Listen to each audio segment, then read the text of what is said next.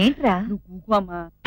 కూకోమంటే ఇంత జరిగా కూడా అర్థం చేసుకోకపోతే ఎలా పెద్దమ్మా? మన కప్పల తీర్థంలో నా ముఖం మీదే చెప్పింది. ఇప్పుడు కట్టుకుందే చీర అది మనకెట్ట ఇచ్చిందే. దానికోసమని ఎంత ఇలువైన బట్టలు ఇప్పేసిందో చూడు. ఇదేమైనా చిన్నపిల్లలు ఆటలు అనుకున్నావా? ఏట్రా మాట్లాడేది? వాళ్ళెంతోళ్ళు, మనం ఎంతోళ్ళం. మోటార్ బోట్ అయినా చేతి పడవైనా వెళ్ళాల్సింది ఇంట్లోనే. గొడ్డగొబ్బలాగా ఆకాశం మీద కానీ ఎగరవో. నిజమమ్మా ఒట్టే. అమ్మా అమ్మా అమ్మా నువ్వు ఆ పరశురామయ్య గారి ఇంటికి వెళ్ళి ఏమయ్యా నీ కూతురు నా కొడుకుని ప్రేమించింది అని చెప్పి పెళ్లితాడేసేవా? నోరు మీరా. వాళ్ళిద్దరిని చాలాసార్లు నేను చూశాను. ఇట్టాడిది ఏదో జరుగుద్దని భయపడ్డాను కూడా. మందులిద్దాం అనుకున్నాను. ఇవన్నీ జరగని పనులురా. ఆ పరశురావు గారికి తెలిసిందనుకో మనకిట్ట ఈ ప్రాణం మీదకి వస్తుంది. అవును ఏడ్రాడు? నీ మందు కోసం పెదోట్లు కూడా వెళ్ళాడు. సర్లే ఆడొస్తే ఆడినే కూకులేస్తాను. కాసేపు నాక నోటు కోసం పరశురావు గారి ఇంటికి వెళ్తాను. నువ్వు నాతో వచ్చి అమ్మాయి గారు రేవు దగ్గర బట్టలు మర్చిపోయిందని చెప్పి ఇచ్చేసి.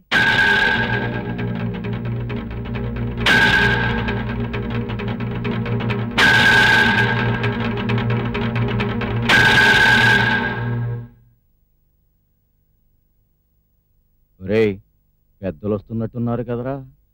పెళ్లి సంబంధం అడగటానికి వస్తున్నారంటావా? చెప్పాను కదండి, అక్కడ కూడబలుకుని అందుకే వస్తున్నారండి. మర్యాద చేసి లోనకి తీసుకురారా. అలాగేనండి.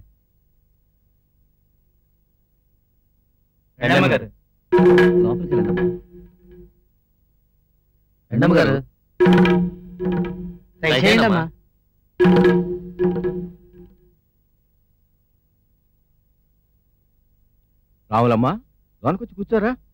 పర్లేదు బాబు. పర్లేదురా, కూర్చో. ఏంటి అలా జంకుతున్నావు? జంకాల్సింది బాకీ పడ్డోళ్ళు, బాకీ తీర్చినోళ్ళు కాదు. అందులోనూ మేము కాళ్ళు గడగాల్సిన వాళ్ళం, మీరు కట్నం తీసుకునేవాళ్ళు. మీరు ఆ దస్తావేజ్ కాగితాలు ఇస్తానన్నారు కదా అని వచ్చాను. ఆ ఎకరం కాగితాలు ఆడి చేతిలో పెడితే నాకు కుదురుగా ఉంటుంది. ఇస్తే వెళ్ళిపోతాను. మళ్ళీ రావుకాలం వచ్చేస్తుంది బాబు. రాసి బాగుంటే రావుకాలం ఏం చేస్తుందమ్మా? అమ్మాయివా? అవునండి. వచ్చిందో పని మీద చెప్పేది ఒకటి. నీ మనసులో ఏముందో, ఏం చెప్పాలని వచ్చావో, ఏం చెప్పలేకపోతున్నావో నాకు తెలుసు. అందుకే నీ తరపున నా తరపున నేనే కలుగజేసుకుని మాట్లాడేస్తున్నాను. సత్యవతమ్మా, ఇప్పేసిన బట్టలు తెచ్చుకోవాలి కదమ్మా.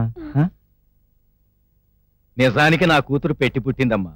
నీ కొడుకు పేదోడైనా నాలాంటి వాడికి అండగా ఉండదగ్గ మనిషి. సురకత్తి లాంటి కుర్రోడు. ఇద్దరూ ప్రేమించుకున్నారు, పెళ్లి చేసుకోవాలనుకుంటున్నారు అని చెప్పడానికి జంకెందుకు? నాకెప్పుడో తెలుసు. నేనే మీ ఇంటికి వద్దామని ముహూర్తం పెట్టాను. ఆ ముహూర్తానికే నువ్వు వచ్చావు. బియ్యపురాలా. ఇల్లులో అవుననుకున్నా, అంతస్తులో అవుననొద్దు. మీరెక్కడా మేమెక్కడండి? పిచ్చిదానా, అన్ని కోట్లు సంపాదించిన టాటా గారు చివరికి ఎక్కడికి వెళ్ళాడమ్మా? అందరూ వెళ్ళేది అక్కడికే కదా. నువ్వు కాదనకమ్మా, నీకు నమస్కారం పెడతాను. బాధ పెట్టకమ్మా. వాళ్ళిద్దరిని కలిసి చూడాలని నాకు ఆశగానే ఉంది. ఆ ఉద్దేశం మీకు కలగటం వాళ్ళ అదృష్టం. లక్ష్మీదేవి లాంటి కొడలు నా ఇంటికి రావటం నా అదృష్టం. రావులమ్మా, ఇటువంటిదేదో జరుగుద్దని నాకు ముందు తెలిసే నా కూతురికి అన్ని పనులు నేర్పాను. ఇంటి పని నేర్పాను, వంట పని నేర్పాను, పడవలు కడగటం నేర్పాను, ఇంకా చేపలు పట్టటం, గిన్నెలు దోమటం, చిల్లుపాకల్లో పస్తులు ఉండటం, అన్ని పనులు నేర్పాను. ఇంకొకటి నేర్పితే సరిపోద్దు. అడుక్కోవటం, ముష్టెత్తటం, అది కూడా నేర్పిస్తే దీన్ని నీ ఇంటి కోడలుగా తీసుకెళ్ళదు. ఎందుకంటే పస్తులు పడుతుంటే అడుక్కు తినటానికి. ఎన్ని గుండెలే నీకు? నా ఇంట్లో రోకలు పొట్లేస్తే గానీ నీ ఇంట్లో ఆకలి పొట్టలు తెరు. నా కూతుర్ని అడుగుతావా? కూలిదానా? రేఖలు తెగిపోతాయి, జాగ్రత్త.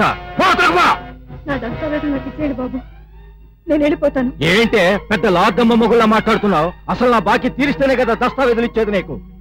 అదేంటండి, పొద్దున్నే మొత్తం జమ కట్టాను కదా. నువ్వు కట్టానంటే కట్టినట్టు కాదు, మేం కట్టించుకున్నావంటే కట్టినట్టు.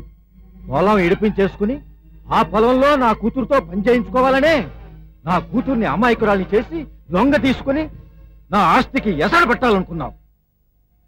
దీనికంటే 5 ఆడంగులు పెట్టుకుని వ్యభిచార కొంప పెట్టుకో.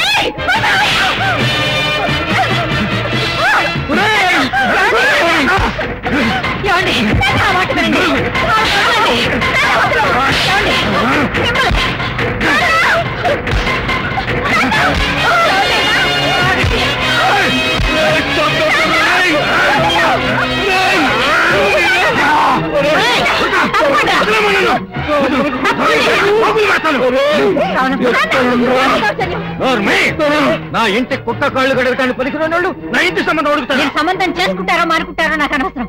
ఆవిడ కష్టపడి మీ బాకీ తెచ్చింది. దస్తావేజులు పంపండి.